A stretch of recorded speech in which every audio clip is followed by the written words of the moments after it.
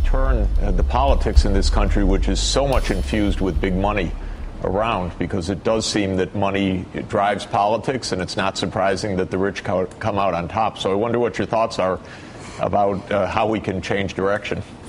Well, first of all, I'm intimidated by your presence because you know much more about this than I do. But let me just make a couple of points.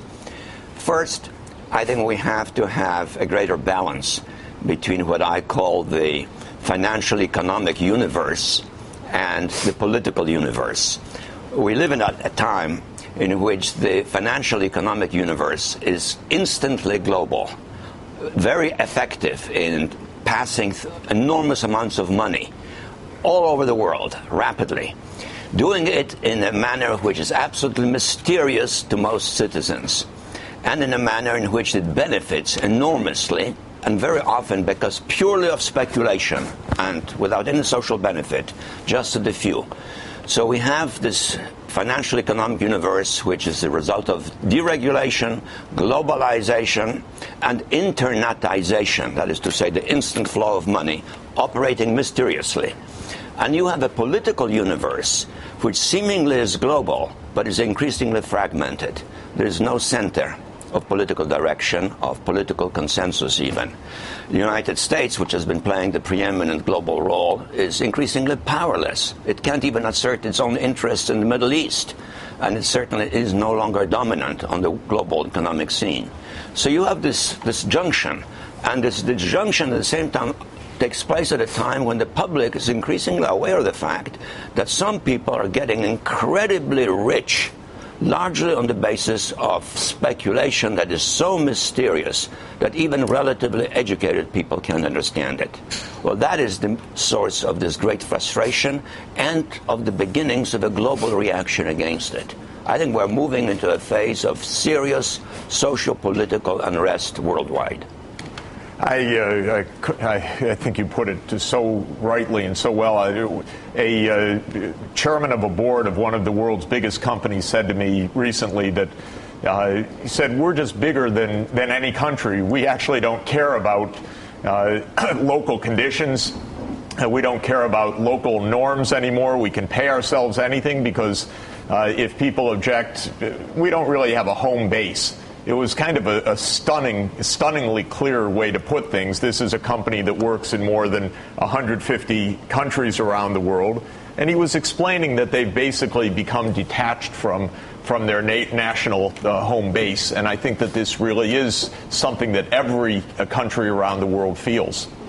And the publics feel about it increasingly deeply because they feel vulnerable. They feel adversely affected by it. You know, I've been looking at these worldwide riots that are developing. They're all a reflection of deep passion, deep resentment, and fear. Now the question is, where will this go? How can this be sort of concretized? And one thought that has occurred to me, and let me sort of mention it here casually without having really thought it through systematically, I think it would be increasingly helpful if there was a movement to publish worldwide lists of people who make, largely through speculation, enormous amounts of money almost instantly, and basically hide the fact from their social contexts. I know how many Americans are really fully aware of how many other good people, let's say like Warren Buffett and others, who really donate a lot of their earnings to charities, to philanthropy. But how many more are there in the hedge funds, in the banks, in a variety of other places, who on the basis of speculation literally make millions of dollars that it would take a century or two for the average person ever to make? I would like to see those lists. And they shouldn't be that difficult to produce.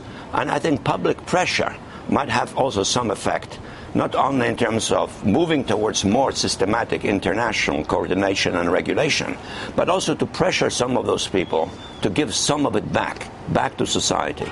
It's big. I think it's a great idea. I wanted to ask you a question where you are the world's shrewdest observer of this. I was in about 20 countries over the summer, many international meetings, summit meetings. I didn't see any sign at all of U.S. leadership wherever I was, whether it was in crises in Africa, whether it was in Asian business meetings, whether it was in Europe. over European challenges, the U.S. seemed to be the incredibly disappearing power. Almost a collapse of presence, even, not just of influence, but even of presence. I wonder whether you feel the same way, what you would make of that.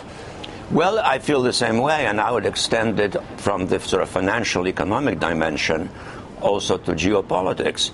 Look at the last session of the UN.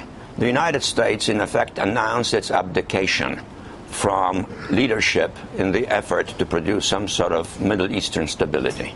We just gave up. We just gave up. And I don't think in many parts of the world there is much confidence left in American leadership. And this is seriously dangerous. This is tragic because it's avoidable. We're still the most powerful country in the world. But we're kind of not pointed in any clear direction, either geopolitically or financially, economically. I wonder if you were touching on this when you said this in Normandy over the weekend. I'm going to read again from your speech. The despotism of ignorance, which de Tocqueville said leaves the body alone and goes straight to the spirit, has the unfortunate effect of quite often diminishing the quality of political leadership in America. Again, he wrote, some vexing effects are evident in the American national character. Today, such despotism is manifested in the public's ignorance of the world around it, and in that public's reluctance to demand and accept short-term and fairly distributed social sacrifice in exchange for long-term renewal. That same ignorance, or more accurately, indifference, handicaps America's capacity to deal with the external world. How do we fix that? And is it leadership? That's absolutely, I say correct because I believe it and I said it. I think the only way we can fix it is by having a sense of direction historically, both in the financial economic dimension, recognition of the fact that the system is out of control, the independent, autonomous financial economic system, deregulated, is completely out of control and heavily dominated by speculation, and by a realization that there are geopolitical problems that we have to deal in common, but in which America has to take the leadership, even if it is domestically not entirely popular. But that, unfortunately, in our society really is dependent on public understanding of these issues. And there's very little public discussion of these issues. You know, the kind of debates we're having now in the presidential era involve slogans, simplistic assertions, Manichaean escapist views. You know, it's pitiful to be listening to the candidates for president discuss foreign affairs. They operate in slogans, simplistic slogans. And since we're a democracy, a lot of that reflects basic public predisposition. And so the correction to this will be long and difficult. But nonetheless, I think we as a country have enough talent in it, have enough resources, that hopefully over the next months and years we'll remobilize ourselves and assert some leadership of the kind that we did in the past decades. Willie. Dr. Brzezinski, it's Willie. Good to see you again this morning. You talked about Wall Street speculation. The approach from the White House and other politicians to deal with that problem seems to be merely to demonize Wall Street. I think it's important to point out your proposal for the list. There are lots of people on Wall Street doing very good things with their money. What can Washington do that actually tackles the problem, besides creating a boogeyman and letting us all know that they're terrible people who don't give their money back? What can they do? We had this crisis in 2008 that shook the country, and we didn't get sweeping change out of that. If that didn't move us to change the system or to put rules in place, to put some guardrails around Wall Street, what will? Well, I certainly don't think we should demonize Wall Street, and we should, as I said earlier, divide, make the public understand that there's a division between those who have a sense of responsibility and assume their measure of responsibility towards society voluntarily. And there is a movement among the very rich people to increase their donations and so forth. But unfortunately, there is an even larger number of people who massively enriched themselves over the last decade, incredibly so, to the degree that we now have this highly disproportionate social divisions between the rich and the poor. And I think they should be made known publicly. Public pressure, public condemnation, public shame can be very effective.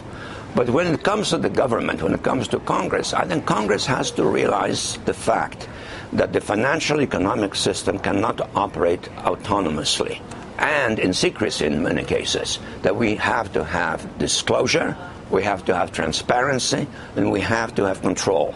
So more control over the banks, more control over the hedge funds particularly, more control over earnings, more fair distribution of social responsibility through taxation and the elimination of loopholes, and pressure even on the rich to avoid flaunting their wealth the way some of them do. I see often people who have huge new yachts because that's become a symbol of wealth. And I'm struck how often these people who made all this money in America have on the back of the boat their registration, Cayman Islands, British West Indies, some obscure island in the Pacific. Now, doesn't that tell you something about their taxes and their financial arrangements?